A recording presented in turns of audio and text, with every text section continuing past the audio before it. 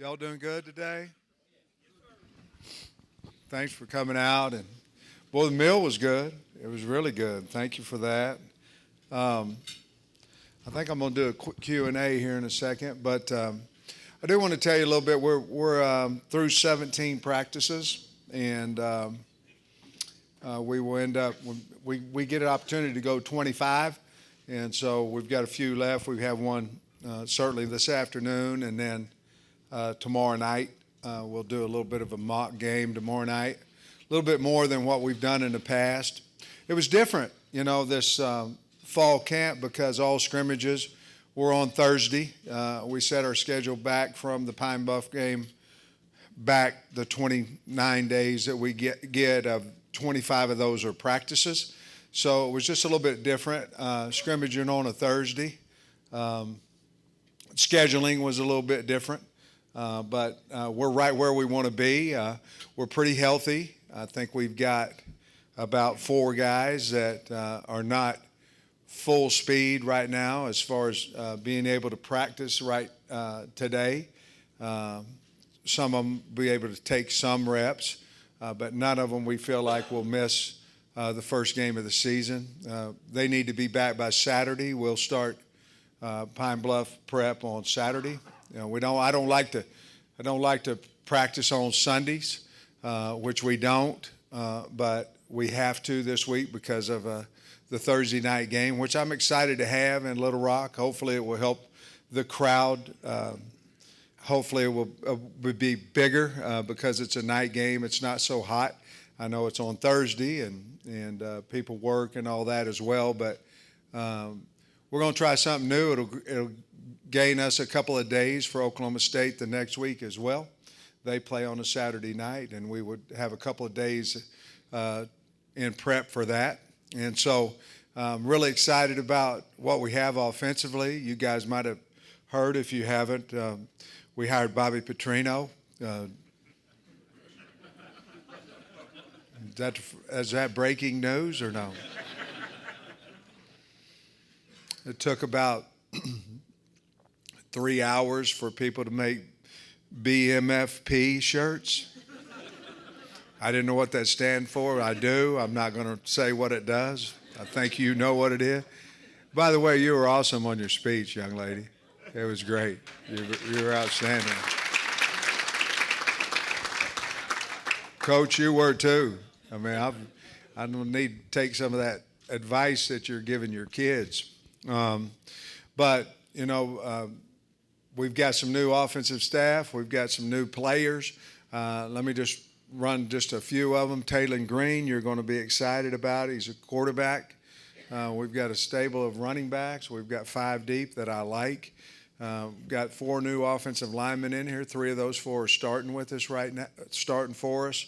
We handled the edge with 2 tackles. We were able to move Kudus inside, and we've got a center. Tight ends, most of them are back. We did get Andreas Polska that added to that tight end room. Wide receiver, we added about 3 guys from the portal. One of them won the 60-meter indoor track championship a couple years back. And so we feel really good offensively. Defensively, we're every bit 2 deep on the D-line, both at end and tackle. And we added a guy named Antoine Junekaj. He's number 4. You won't have to know who he is after the first game. He's a really good player. We're excited about him. Linebacker-wise, we probably have the best depth that we've had since I've been here at linebacker. I really like that group. They all can run, big. We needed to get bigger at that spot. We did. And then in a secondary, we added 3 or 4 players in the secondary, along with we had several coming back. I love Devin Bell as our punter. He's doing a really good job. We still have a battle between 2 good kickers for who's going to win the field goal spot.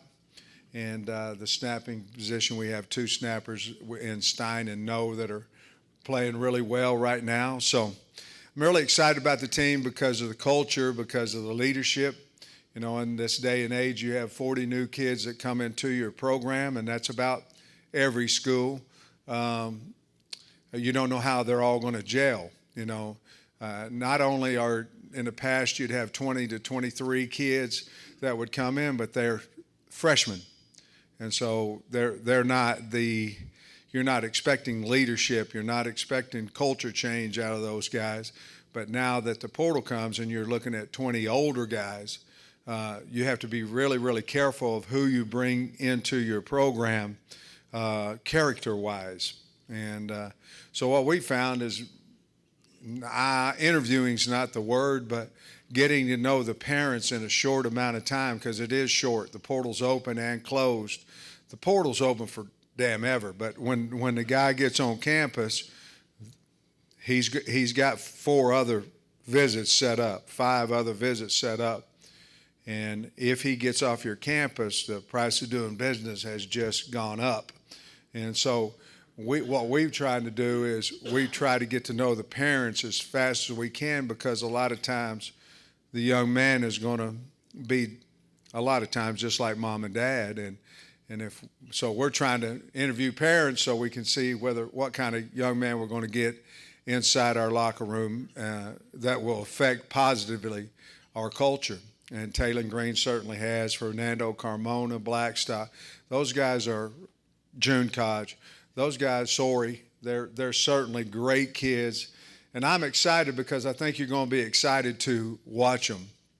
And obviously, we don't want to go through a year that we went last year. We don't want to go through a year that we've been here any time, to be perfectly honest with you. 9-4 is not good enough.